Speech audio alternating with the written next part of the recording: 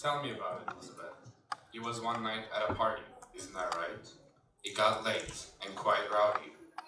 Someone in the group said, Elizabeth, you virtually have it all in your armory as a woman and artist, but you lack motherliness.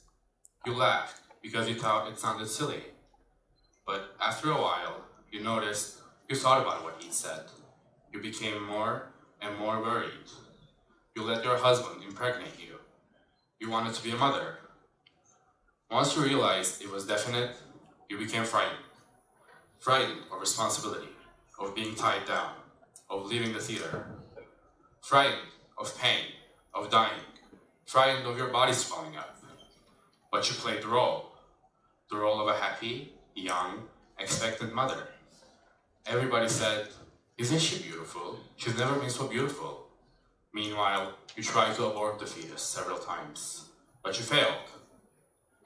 When you saw that it was irreversible, you started to hate the baby, and you wished it would be stillborn.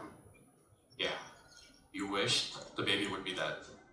You wished for a dead baby. Delivery was long and difficult. You were in agony for days. Finally, the baby was delivered with forceps. You looked with disgust and terror at your squealing baby and whispered, can't you die soon? Can't you die? The boy screamed day and night, and you hated him. You were scared. You had a bad conscience. Eventually, the boy was taken care of by relatives and a nanny. You could get up from your sickbed and return to the theater, but the suffering wasn't over. The boy was gripped by a massive and unfathomable love for his mother. You defend yourself in despair. You feel you cannot return it, so you try and you try. But there are only cruel and clumsy meetings between you. You can't do it. You're cold and indifferent. He looks at you. He loves you, and he's so gentle. You want to hit him because he doesn't leave you alone. You think he's disgusting with his thick mouth and ugly body, his moist and pleading eyes. He is disgusting, and you're scared.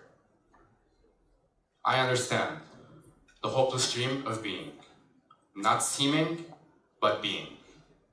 At every waking moment, alert. The gulf between what you are with others and what you are alone.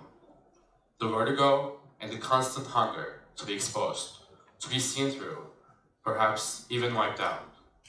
Every inflection and every gesture, a lie. Every smile, a grimace. Suicide? No. Too vulgar. But you can refuse to move, refuse to talk, so that you don't have to lie. You can shut yourself in. Then you wouldn't need to play any parts or make wrong gestures. Or so you thought. But reality is diabolical. Your hiding place isn't watertight. Life trickles you in from the outside, and you're forced to react. No one asks if it's true or false, if you're genuine or just a sham. Such things matter only in the theater, and hardly there either. I understand why you don't speak, why you don't move, why you create a part for yourself out of apathy. I understand. I admire. You should go on with this part until it's played out, until it loses interest for you. Then you can leave it, just as you've left your other parts, one by one.